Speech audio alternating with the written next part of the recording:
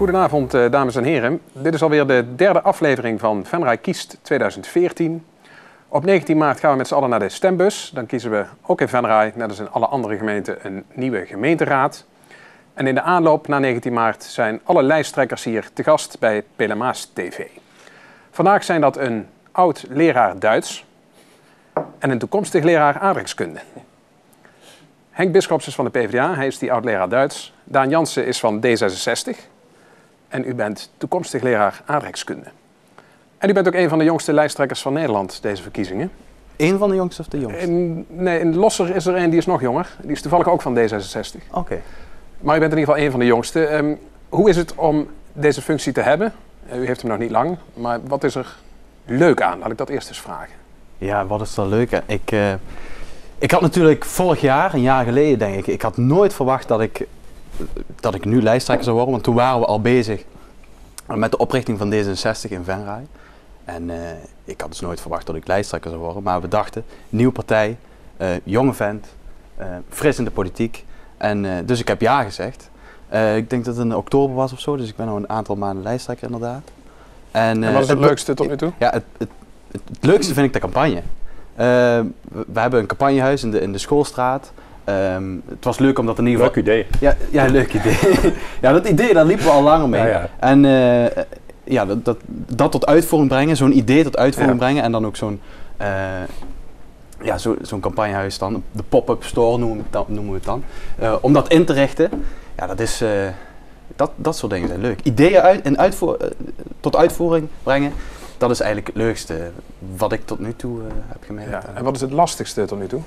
Ja, het lastigste is, vind ik, om op een fatsoenlijke manier voor te bereiden op zoiets. Ja. Want daar heb ik natuurlijk weinig ervaring mee. Mm-hmm. En ik vind het dan ook wel spannend. Ja. Maar iets wat moeilijk is, dat is ook vaak een uitdaging. En ik zie dit echt als een uitdaging. Tot nu toe gaat het best goed, volgens mij. Ja, vind je? Ja. Ik vind het ook wel leuk, ook volgens mij, of niet? Ik vind het heel leuke dingen. Ja. Henk Bisschops, u heeft heel veel ervaring juist. Wat heeft u geleerd in uw politieke carrière dat u aan Daan Jansen zou willen meegeven? Wat ik aan Daan mee zou willen geven? Ja. Nou, dat is een beetje lastig, want wat het leuke van Daan is wel dat hij lekker spontaan is. En dat is op zich niet verkeerd. Dat is ook wel een keer prettig, want je merkt als je wat langer in de politiek zit, dan word je voorzichtig, dan let je op wat je gaat antwoorden, dan kijk je uit wie je tegenover je hebt zitten. Mm-hmm. Ik vind het ook wel heel prettig om gewoon eens een keer weer jong bloed te hebben. Overigens dat oud-leraar Duits, dat vind ik nou ook weer, dat vond ik wel een beetje jammer. Gewoon leraar Duits was ook genoeg geweest. Okay. Oud, dat... Komen we zo nog op terug. Dat is goed. Wat moet Daan Jansen vooral niet doen wat u wel heeft gedaan in uw politieke carrière? Oh. Nou, eigenlijk kan hij alles wel doen wat ik ook gedaan heb. Hij had ook lid van de Partij van de Arbeid kunnen worden. Dat was wel slim geweest natuurlijk. Maar voor de rest, nee. Gewoon zichzelf zijn. Ik denk dat belangrijk is als Daan bij zichzelf kan blijven, zijn eigen dingen kan blijven doen. Er is dus niks waar u zelf spijt van heeft, waarvan u zegt dat had ik misschien met de wijsheid achteraf anders moeten doen? God, Heb jij daar wat op papier staan waarvan je zegt van, en waarom heb je dat dan gedaan? Even nadenken. In de politiek, politiek niet. Nee. In de politiek niet? Nee. Oké. We gaan even naar een stelling. Ja. Die wil ik u allebei voorhouden, daar mag u allebei op reageren. U heeft 1 minuut de tijd. Ik wil graag, en met ik bedoel ik u dus, als partij wil ik graag iets veranderen in Venray. Stel dat ik in de coalitie kom straks, dan is er iets wat ik per se wil veranderen. Mag ik met u beginnen, Daan Jansen? 1 minuut de tijd om dat uit te leggen. Wat moet er anders? Nou, wat moet er anders? Ik denk dat er al een heleboel goed gaat in Venray. Maar D66 is natuurlijk een onderwijspartij. Dus wij staan ook voor verbetering van het onderwijs. Dat kan wat ons betreft niet ver genoeg gaan. Om te beginnen bijvoorbeeld bij het basisonderwijs. Wij vinden dat we toe moeten gaan naar integrale kindcentra. Waar het hele kind, waar het kind gewoon vanaf het begin van de basisschoolcarrière tot aan het einde, dat daar voorschoolse educatie zit. Dat daar kinderopvang zit, de school, centra voor jeugd en gezin. Nou, die integrale kindcentra, daar willen we voor gaan. Het vergt een goede afstemming met het SPOV. Dus we vinden dat is de Stichting Primair Onderwijs hier in Venray? Stichting Primair Onderwijs Venray. Dat de wethouder daar ook een goede verstandhouding mee heeft. Nou, daar willen we voor gaan. Onderwijs, als we iets verder kijken, een goede aansluiting met de arbeidsmarkt. Zet het bedrijfsleven en het onderwijs bij elkaar aan tafel. Dan kan het onderwijs ervoor zorgen dat er goede mensen afgeleverd worden aan het bedrijfsleven. Maar dan moet het bedrijfsleven er ook voor zorgen dat er voldoende stageplaatsen zijn. Oké, dat was 1 minuut. Ja, op die manier kun je dus ook de jeugdwerkeloosheid bestrijden. Juist. En daar begin ik over de jeugdwerkloosheid. Je hebt een heleboel dingen genoemd, dus ik noem even wat andere dingen. Voor ons is vooral van belang dat we de jeugdwerkloosheid aanpakken. Daar gebeurt al heel veel. Via het werkplein behalen we in Venray eigenlijk bovengemiddeld goede resultaten. Maar toch, jongeren tot 27 jaar die hebben een bepaald traject met leerwerkplaatsen en ook met stageplaatsen in het bedrijfsleven. Maar na 27 jaar is dat een probleem, dan bungel je eigenlijk. Wij vinden dat daar ook wat moet gebeuren. Er zijn te veel mensen die tussen wal en schip dreigen in te raken. Maar ook als je 45 jaar bent, 45-plusser bent, ook dan heb je een probleem. Want ook daar wordt eigenlijk dan niet zoveel meer aan gedaan. Het is toch wel heel vervelend als je met 45 jaar al afgeschreven zou worden. Dus wat mij betreft moet ook daar dan stageplekken komen, er moeten omscholingstrajecten komen, dat soort zaken. Nou, wat jij noemde, ik mag wel jij zeggen, Daan. Natuurlijk. Ja. Tussen bedrijfsleven en het onderwijs, dat is ook erg van belang. Net als jullie hebben we dat ook in het verkiezingsprogramma staan. Die samenwerking tussen die twee partijen, die moet er zijn, zodat je vraaggestuurd onderwijs krijgt. Ja, maar ik hoor nu vooral nog veel overeenkomsten. Jullie zijn allebei onderwijsmannen. Ja. Leraar Duits, leraar aardrijkskunde. Wat is het verschil tussen jullie? Wat is de onderwijspartij van Venray? Ja, ik zou natuurlijk zeggen D66. En waarom? Nou, kijk, ik zei het natuurlijk net ook niet voor niks. Een goede verstandhouding tussen de wethouder onderwijs en het SPOV. Ik denk dat daar nog een boel in verbeterd kan worden. Als je wil toegaan naar de integrale kindcentra, dan is dat gewoon een pre. En ik heb het idee soms dat die verstandhouding op dit moment niet helemaal je van het is. Nou ja, goed, jij hebt het over integrale kindcentra, wat er nu in het MFC in Bruksge gaat gebeuren. Dat lijkt daar heel erg veel op wat jij voorstelt. Alleen wat bij jullie in het programma staat, bij D66 in het programma staat, dat onder één leiding komt. Nou, daar ben ik nog niet van overtuigd. Wat onder dat zo'n integraal kindcentra onder één leiding zou moeten komen. Dus alles wat daarin samenwerkt zou... dat moet in ieder geval wel op een fatsoenlijke manier gecoördineerd worden. Ja, maar wat is jullie voorstel dan? Nou, wat er nu in Bruksge gebeurt, heel veel van die functies in één gebouw zetten die dicht bij elkaar zijn, waar korte lijntjes zijn. En je moet jeugdzorg, die daar ook een plek krijgt, of de GGD, of wie dan ook, wie met kinderen werkt. Maar daarnaast zit dan ook de school en daarnaast zit ook SPOV, maar eigenlijk tussen de estafette en dat soort centra.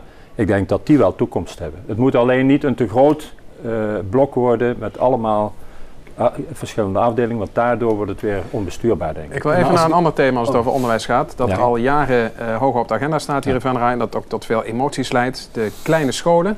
We hebben al de sluiting gehad in Heide en in Vredepeel van die kleine scholen. Wat vinden jullie partijen daarvan? Ja, is die sluiting onacceptabel of is die juist onvermijdelijk?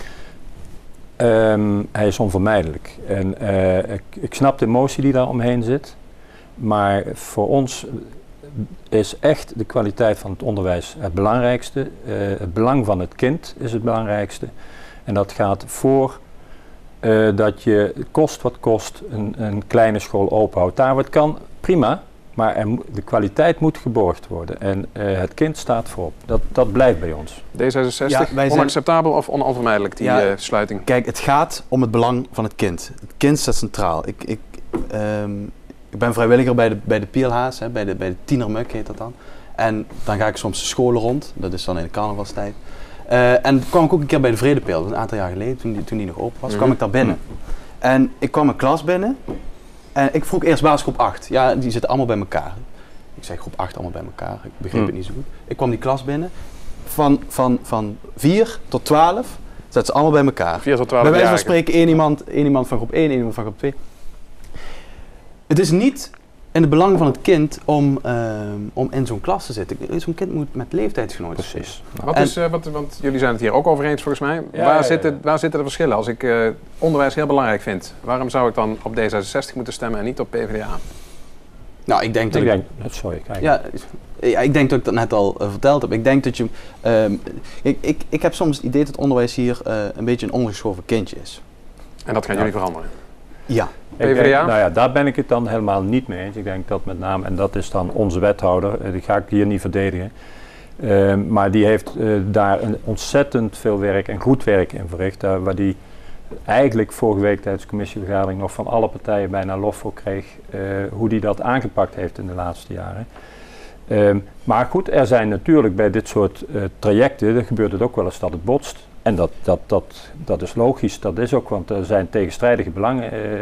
Ja, ik denk ook wel dat wij ook wat dat betreft op één lijn zitten. Maar ik vind dat er nog meer, als het dan al niet is, aandacht moet komen voor het onderwijs in Venray. Oké, laatste onderwerp voor deze discussie, dat is, er komen nogal wat taken op de gemeente af. Extra taken op het gebied van de jeugdzorg, de wet maatschappelijke ondersteuning, de AWBZ. Ook de participatiewet komt eraan. Ja. De gemeenten krijgen het veel drukker. Ja. Is de gemeente Venray daar klaar voor? De gemeente Venray is ontzettend goed op streek, dus goed op weg. Maar waar wij ons wel zorgen over maken, en dat is een algemeen gedragen zorg volgens mij, maar goed, waar wij ons zorgen over maken is de snelheid waarmee het moet gebeuren. Uiteindelijk moet er wel een goed product liggen. We doen het in Venray regionaal, daar waar het kan, en plaatselijk waar het in ons eigen belang is. Vervolgens moeten we natuurlijk wel zorgen dat alles tijdig op orde is. En daar maken we ons wel zorgen over. Maar goed, dat is een landelijk probleem waar meer gemeenten zich zorgen over. Maar komt dat omdat Den Haag het allemaal zo snel wil? Of omdat Venray zich niet snel genoeg voorbereidt? Ik denk dat eerste. Ik denk dat Den Haag ook te laat is met duidelijke informatie aanleveren. En dat is natuurlijk een probleem. Als je niet weet waar je op moet voorbereiden, niet voldoende weet waar je op moet voorbereiden, dan kan dat ook niet. Hoe is dat bij D66? Ja, klopt. Ik denk dat we... het gaat heel erg snel. En wat voor Venray dan ook van belang is wanneer het duidelijk is, ook zo snel mogelijk duidelijkheid geven aan de mensen waar het om gaat. Aan mantelzorgers, aan mensen die werkzaam zijn in de zorg. Nou, kijk, dat is... en dat is zo snel mogelijk, want al die taken die komen er op 1 januari 2015 al bij. Het is inmiddels maart. Ja. Wanneer dan die duidelijkheid? Ja, wanneer er duidelijkheid is. Volgens mij is het al... De jeugdzorg, de wet op de jeugdzorg is aangenomen, de participatiewet is aangenomen, daar komt nu duidelijkheid in. Ja. Maar moeten we voor de zomer al aan de burgers van Venray gaan vertellen wat er gaat veranderen, hier in Venray? Zodra het kan. Ik ga je niet vertellen wanneer dat kan, want zo dicht zit ik er niet op, dat weet ik niet. Volgens D66 voor de zomer al? Ja, wanneer er duidelijkheid is. Als er geen duidelijk is, je kan mensen wel... je moet mensen ook niet voor de gek houden. Tuurlijk niet. Ja. Maar wat je wel kunt doen, kijk, we weten wel ongeveer wat er gaat komen. Want eigenlijk, ik zal er niet omheen draaien, die decentralisatie... dat zijn al die extra taken? Ja, dat zijn extra taken, maar dat zijn in principe bezuinigingen verpakt in een decentralisatie. Ja, dat is wel waar. Dus er komen, die decentralisaties gaan gepaard met bezuinigingen. Bijvoorbeeld op de huishoudelijke zorg. Dat gaat gepaard met een bezuiniging van 40%. Leidt tot onzekerheid bij mensen. Maar vervolgens is het wel zo dat die decentralisatie ook kansen biedt, omdat we dichter bij de burgers zitten. Precies. We houden het kleinschalig. Nou ja, goed, ik neem het even van Jova als je het niet even vindt. Daar waar je bijvoorbeeld door dicht op de mensen zit met keukentafelgesprekken de vraag boven tafel te krijgen, kun je bijvoorbeeld vaak ook volstaan met lichtere zorg in plaats van met zware zorg. Daarmee heb je al een stuk bezuiniging binnengehaald. En daar liggen ook de kansen. Je hebt een stuk bureaucratie wat minder wordt. En je hebt dus, je kunt dus zorgen dat je de zorg op maat levert. Ja, ik zeg ook niet dat ik het ermee oneens ben met die decentralisatie. Maar het is wel zo dat er een aantal uitdagingen. En hoe ga je met die bezuinigingen om? Dit is een manier, maar ook, je zou ook kunnen zeggen, we willen meer inzetten op burgerinitiatieven. Zoals bijvoorbeeld, daar is de Kapstok. Ja. En met de Kapstok en met de Kapstok, de Kapstok is een stichting en die hebben een idee vanuit de Juniorkamer Venray eigenlijk opgepakt. Ja, zeker. En die gaan een soort logeerhuis maken in het...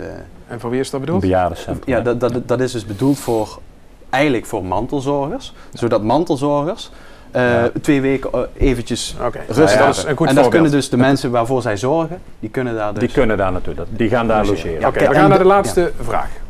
Stel de verkiezingen zijn geweest op 19 maart. U mag allebei in de coalitie, want u heeft dan genoeg stemmen. Met wie wilt u dan samen die coalitie vormen? Eerst Daan Jansen. Ja, kijk, wij zijn een nieuwe partij. Dus wij zijn super blij als we in ieder geval de gemeenteraad inkomen. Maar als de kans zich voordoet, dan willen we natuurlijk onze verantwoordelijkheid nemen. En D66 is de partij van de verbinding. Dus wij gaan niet zeggen van met jou wel en met jou niet. En met wie het liefst? Dat kan ik dus niet. Dat ligt eigenlijk aan de verhoudingen. Henk Bisschops, PvdA. Met wie willen jullie het liefst? Weer met CDA, samenwerking zoals nu? We sluiten dat niet uit en we sluiten niemand uit. Dat had je ook niet verwacht dat ik dat ging zeggen. Er is op dit moment bij de partijen die deelnemen aan de verkiezingen in Venray niemand die een programma heeft waarvan we zeggen die sluiten bij voorbaat uit. En dat is ook prima zo. Want in principe moet je dat kunnen doen waar de kiezer voor kiest. Als ze zeggen jullie moeten het samen gaan proberen, dan moeten wij ons uiterste best doen om dat te doen. Dan moeten ze wel gaan stemmen op 19 maart. Dat is wel heel belangrijk. Als we met z'n allen gaan stemmen... Mag ik er ook nog een oproep voor doen? Een allerlaatste. In de camera? Ja hoor, doe maar. Ga stemmen. Juist. Zeer bedankt Henk Bisschops en Daan Jansen. Ja. Volgende week, beste kijkers, zijn mijn gasten Tino Zandbergen van Inventief en Martin Leenders van Samenwerking Venray. Tot dan.